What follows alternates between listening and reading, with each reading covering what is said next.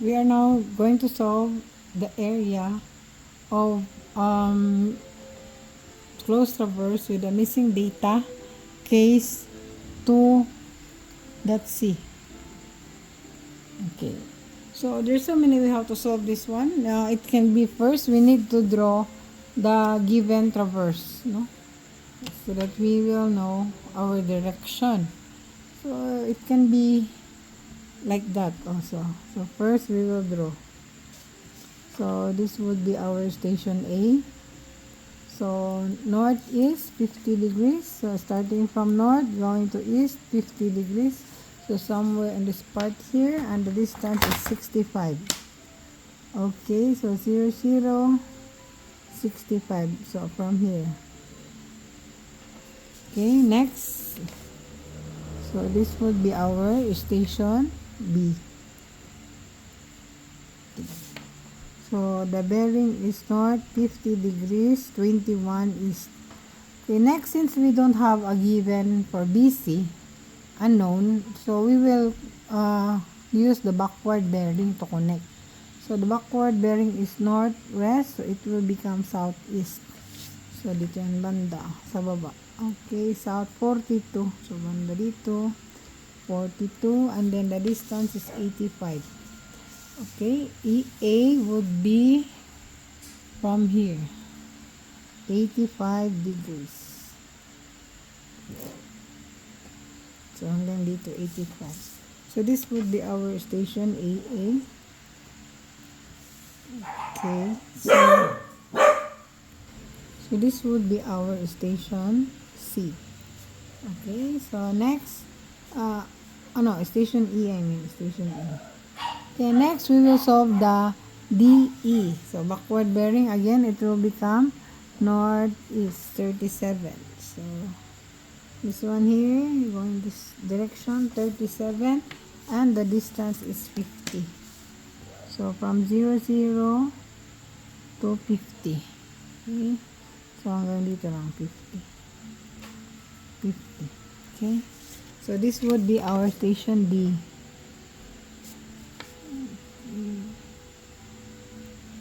So this would be our station D.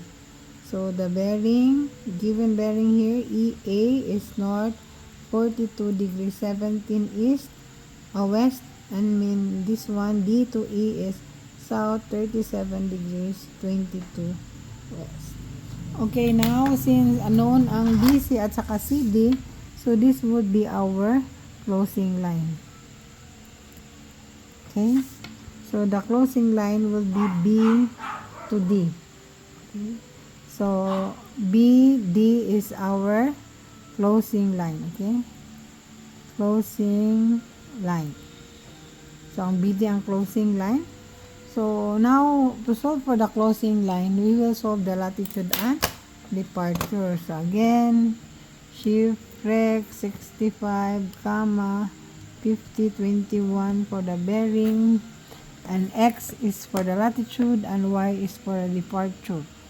So X is 41 degrees, 0.476, while the departure is 50.047.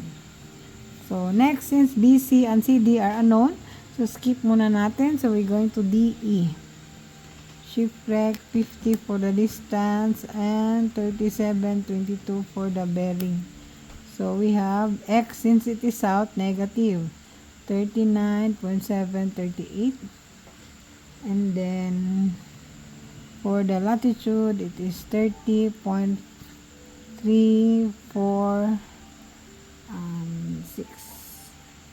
Okay, so negative kay west.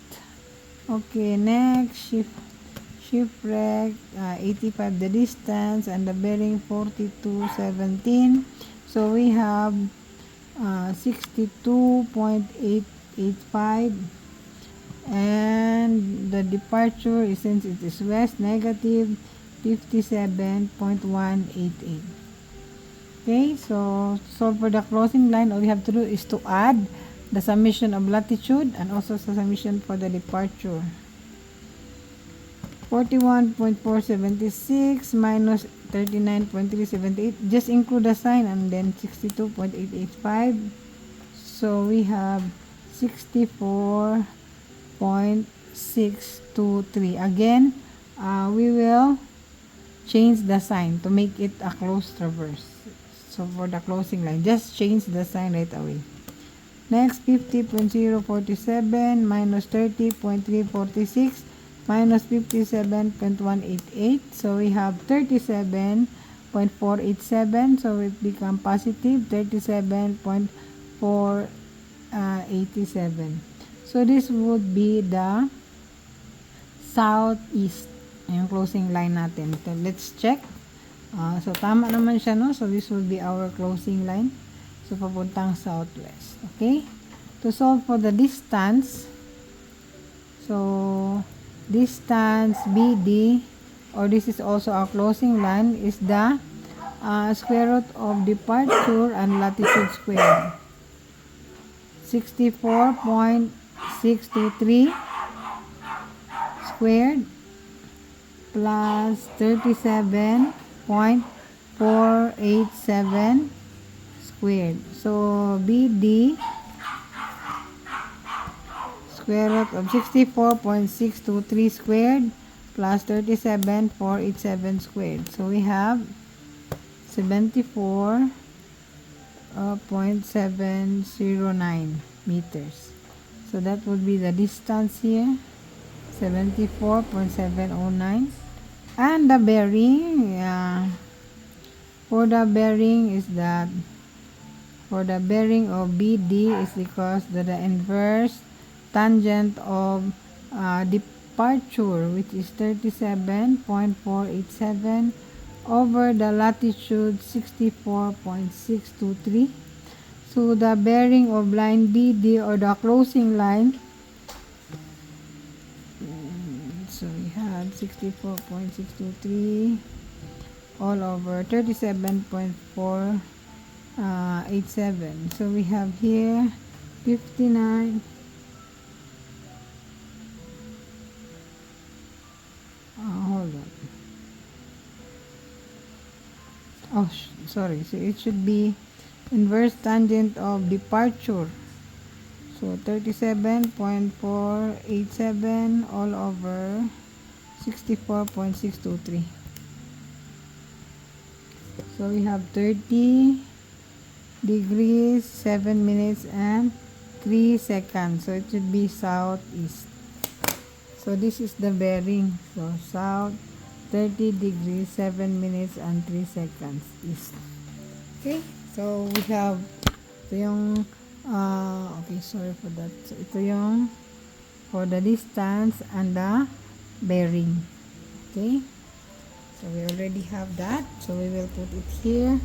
So we have here 74.709 and the bearing is south 30 degrees 7 minutes and 3 seconds southeast.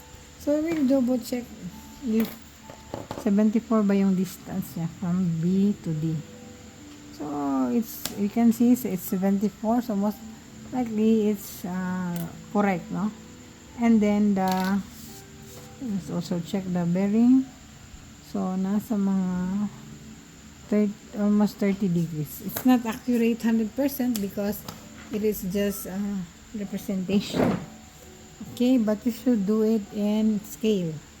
Okay, next step to do is plot the given. So from here, B to C, south is 70. So 0, so here to 70. So dadaan dito yung sagot to 70, yung missing. So we will use the broken line. So we don't know the distance yet. Basta dito siya dadaan, no? So from here, all you have to do is given 90 sa CD or CDD, same lang sila, 90. So saan ba dito yung 90?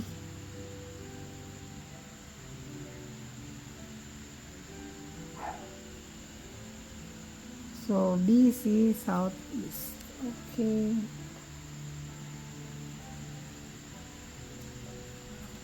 So we will solve the 90. So saan ba yung 90 dito? Okay, so the 90 is up to this part here. So this one. Okay. So hanggang kung saan talaga abot yung 90. So that's what you're going to do.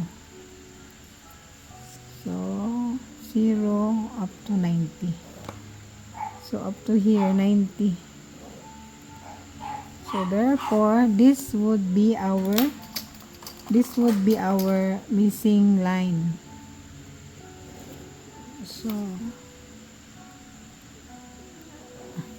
this one is 90 and this one is the bearing for this is south 70 degrees 47 east. Okay, so this is the only answer. It's because if we put at the other side, so ano siya, magiging it will overlap to the other traverse. So again, we can make this part here as our station C.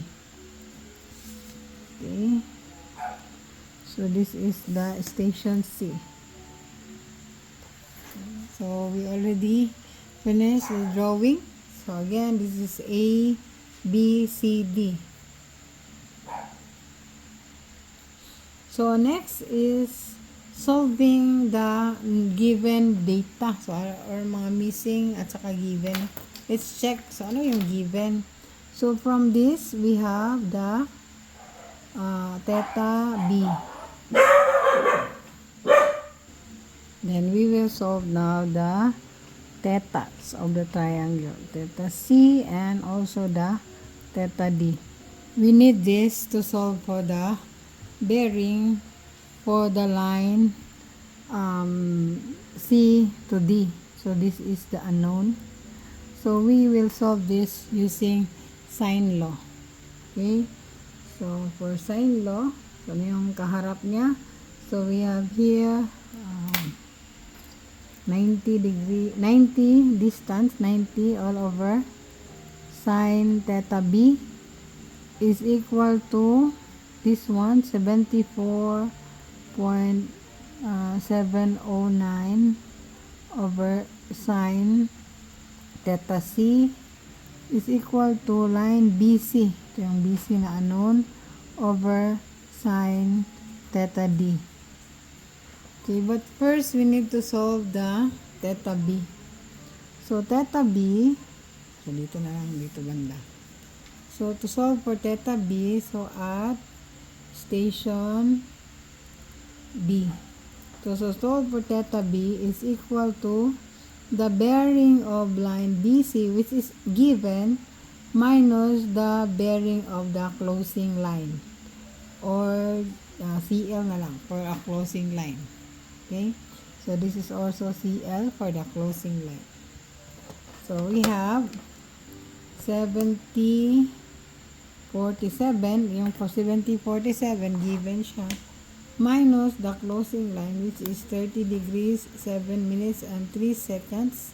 So we have here, theta B is equal to 40 degrees, 39 minutes, and 57 seconds. So that's for theta B. So since theta B is given, so we can now solve the theta C. So pwede natin ma-solve si theta C. So theta C, so is equal to okay, sine theta C is equal to sine theta B times 74.709 all over 90. So theta C is the inverse sine of 74.709. Sine theta B is 40 degrees, 39.57 all over 90. Okay, so theta C is equal to, So inverse sine of 74.709 times sine 40 degrees. Ito yung bearing ng theta C. Theta C value, theta B para 49, 39, 57. So all over 90 na distance. So okay, dito pala yan. Okay, again, so inverse sine of 74. So the theta C is 32 degrees, 44 minutes, and 49 seconds. Okay, so, and then we have the theta D. Okay, to solve for the theta D, so since we theta C can be solved to 180 minus theta B minus theta C. Okay, so theta D is equal to 180 minus 40 degrees 39.57 minus 32 degrees 44.19 49 I mean. So theta D, so we have 180 minus 40 39.57 minus 32 44 49. So theta D is 106.35 minutes and 14 seconds. Okay, then we can solve now the distance BC. Okay, so we have here distance BC. BC is equal to, from this one here, BC over sine theta is equal to 90 over sine beta. So BC is equal to 90 times sine theta D all over sine theta B. So BC is equal to 90 sine theta B, which is 40 39.57 all over theta D, no, 106. Baliktad pala. So theta D is sine theta D. So sine theta D is 106 degree 35.14, and then sine 40 degrees 39 minutes and 57 seconds. So line BC, let's check. So we have 90 times sine 106 35.14 all over sine 40 degrees 39.57. So we have 132.364 meters. Okay, so we already have the answers, no? So for this one, BC. Okay, and then we will solve now the bearing. To solve for the bearing, so we all know the bearing here is, or this is for the given backward bearing is, so north 70 degrees 47 west for the line CB BC. Then we have the value of theta C. So we can solve the bearing of line CB. So the bearing of line CD is equal to 180 minus the bearing of CB and also the theta C. Okay, so 180 minus 70.47 minus theta C. Ito yung nakuha natin na theta, no? So theta C, theta D, and theta B. So that's for the theta. So theta C is 32 degrees 44 minutes and 49 seconds. So bearing at line CD is equal to 180 minus 70 47 minus 32 44 49. So we have 76 degrees 28 minutes and 11 seconds. So direction is going to southwest. Okay, so we have now the answer for our unknown, no? So we can write it here. So south 76 degree 28 minutes 11 seconds, southwest, and then the distance 132.364. Okay, so we can now solve for the latitude and departure for the unknowns. So shipwreck 132, the distance times the bearing 70 47. So we have for the latitude 43.467.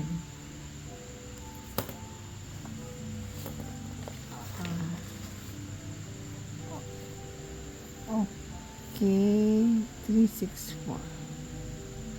Hold on. Kulang pala to. Okay, shipwreck 132.364, 70 47.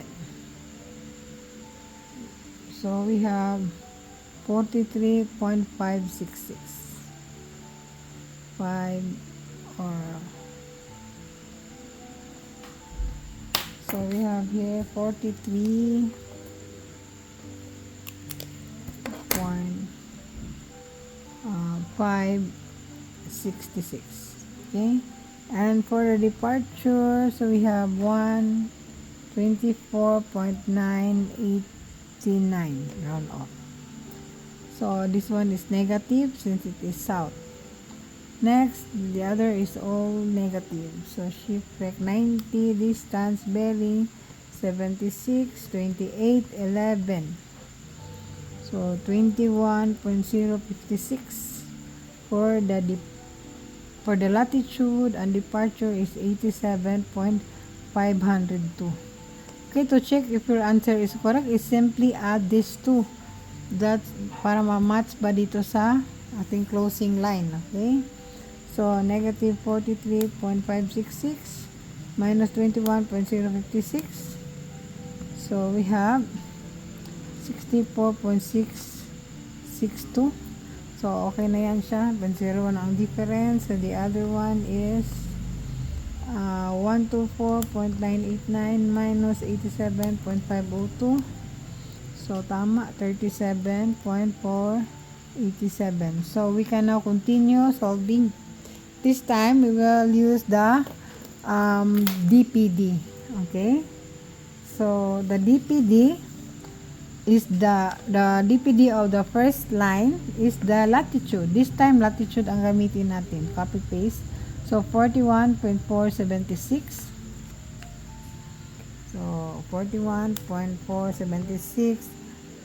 The latitude for the DPD for the BC.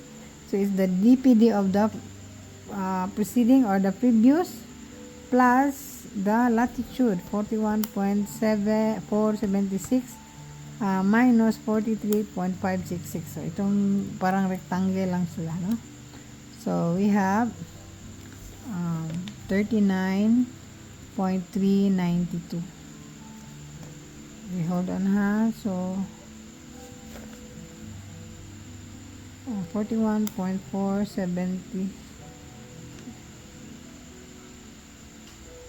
Hold on. Check natin.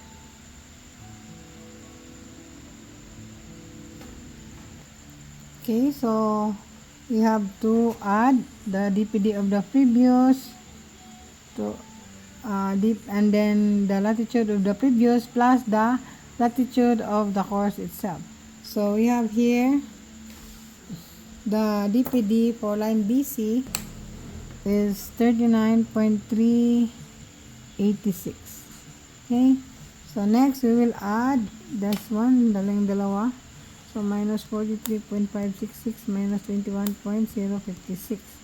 So we have 25.236. Okay, don't forget to include the sign, ha?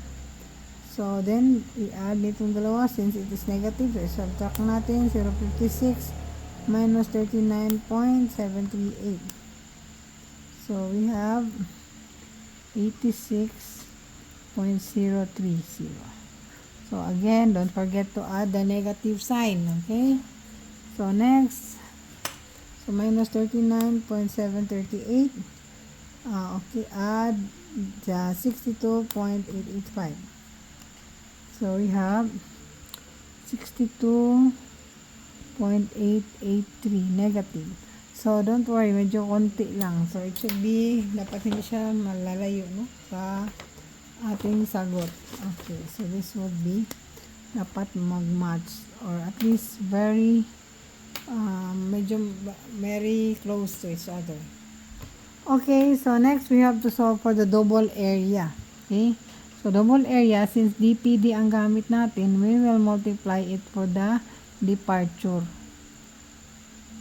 Okay, again, pag DMD, multiply natin sa negative. So we have here 41.476 times 50.047. So we have 2,075.749.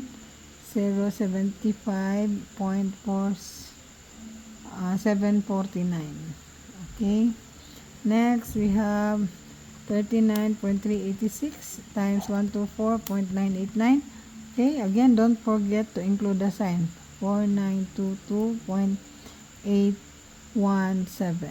Okay. Next, negative times negative. So, positive pa din ang answer. 25.236 times 87.502. Parehas negative, no? Because negative times negative is positive. Okay, so next, we have negative plus negative. Positive pa din. 86.03 times 30.346. So we have 2,610.666. Okay, so next, negative times negative. Negative, positive pa din. 62.883 times 57.188. So we have 35,906.153. Okay, again, this is 2A. So the summation of 2A, so when we add this one, 2075.749 plus 49. Again, you include the sign, ha? Since it is all positive, so wala tayong problema. I-add lang natin lahat, okay? Plus 2610. So, plus 3596. 3596.153. Okay, so we have 15,413.585. Okay, since this is 2A, all you have to do is divide by 2 to get the area. Or answer, divide by 2. So we have here 7,706.793 meters squared. Okay, so this would be our answer. So the area. Okay, again, we have to recap, solve for, the first thing we do is draw the traverse so that we can know where is the closing line is located. Then solve the data or the value of the closing line by the given traverse from the latitude and departure of the given. And then we have the value of the closing line, and then draw the southeast, no, direction. So papunta dito, southeast direction, and then i-match lang natin so saan magmamatch ang 90, so saan banda, no?